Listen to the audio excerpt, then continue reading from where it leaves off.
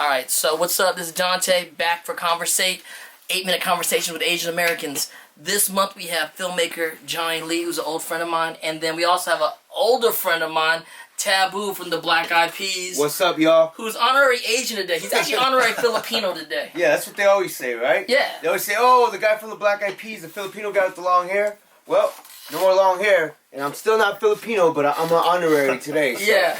But so CONVERS8, we just, having conversations and just talking about whatever's on our mind and kind of really, again, putting out Asian faces and ethnic faces, just being regular and not being attached to certain characters and stereotypes. And so, like with Johnny, like we've known each other for a lot of years. You're a filmmaker now. Right. You came from music.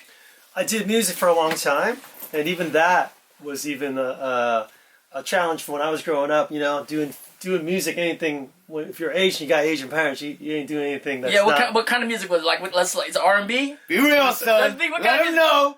Come on, Johnny. Let him know. What kind of music was it? Pop? I was doing pop music. Okay. Yeah, pop music. Well, your hair was long. I did rock music for a minute. Yeah, he had the long. When I first met you, you had the hair that was super long. It did. I actually looked more, American Indian than Asian that's true. at the time. That's true. What are you? I'm Vietnamese. You're Viet. He's a rock star in Vietnam, son. Yeah? He went to Vietnam. You tell the story. Go ahead. I think you tell it better, but yeah. I took my music back to Vietnam, which is kind of interesting because you grow up here in America and your heroes are all American from here. You want to be that. But then you don't realize that you have an advantage being going home to your home country. Do you speak Vietnamese? I speak a little, not enough to speak. I don't speak my native tongue. I understand enough, and I'll respond in English most of the time. You speak the native tongue? Yeah, you speak your native tongue? I do. I speak Spanish. That's a good thing about Latinos. Yeah. Is like they kept their... But... What? Ladies and gentlemen, it wasn't like that growing up because you grow up in America, you think, you get teased, made fun of at school. They say, oh, well, you're a wetback or you're a mojado because you're speaking Spanish. Right. So you think you're supposed to be living the American way without speaking your being bilingual. As I grew up and grew older, I was like, wait a minute, I'm touring around the world.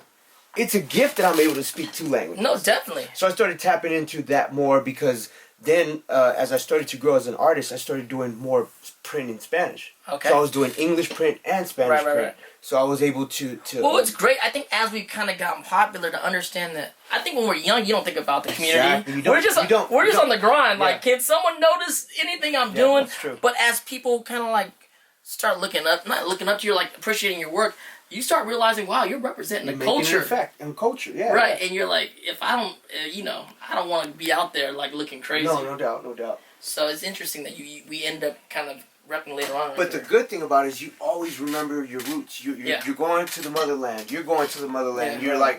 You're trying to make an impact in your own community. Even though we didn't have that power or that leverage growing up, now with our success and the way that we carry ourselves, we say, hey, if we could make an impact in our own community and inspire one person that is in the same world that I come from, Filipino, Vietnamese kid, Mexican American, Native American kid, then I'm doing my job as a person that has a responsibility to do that now. Right. This is crazy. We're in your studio right now. You got all kinds of toys going on. I'm a toy collector, bro. That's crazy. I like toys too. I've been collecting toys. I'm big on that Funko stuff. You're on a whole nother level of the game. It is.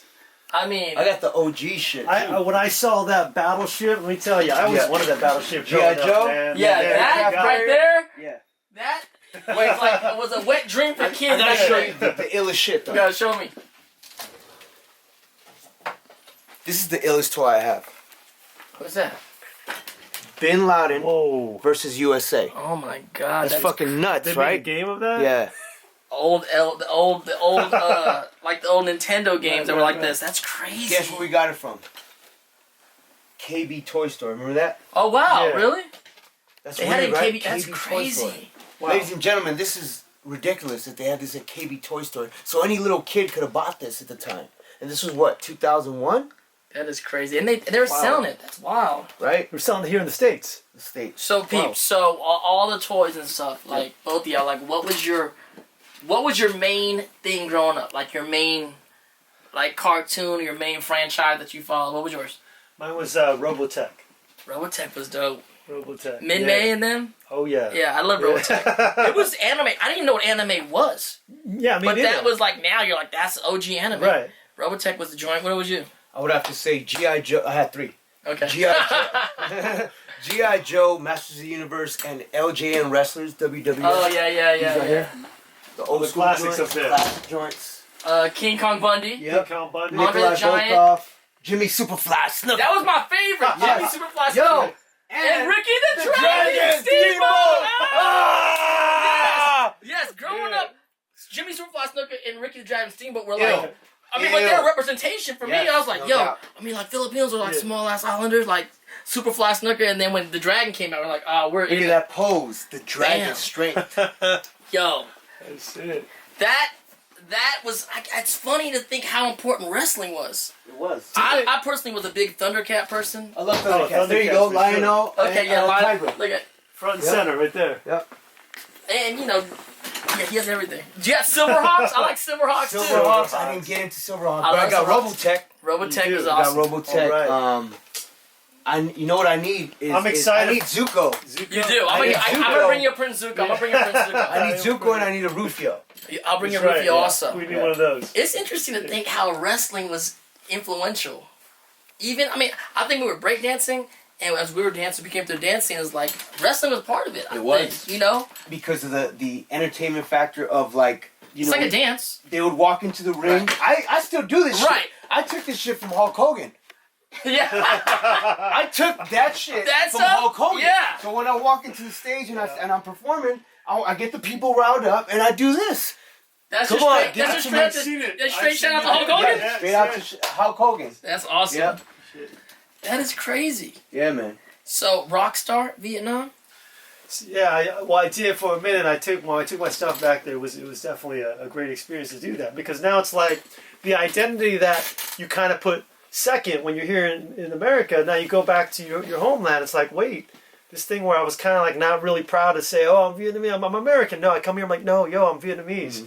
And it was embraced. Yeah. So, Yeah. you know, it was I definitely... thought you were Filipino when I first met you. Brown skin Asians. Yes, sir. Brown skin Asians. Yo, this is CONVERS8. This Yep. is an 8-minute conversation with Asian Americans and honorary Asian Americans. Shout out to Taboo.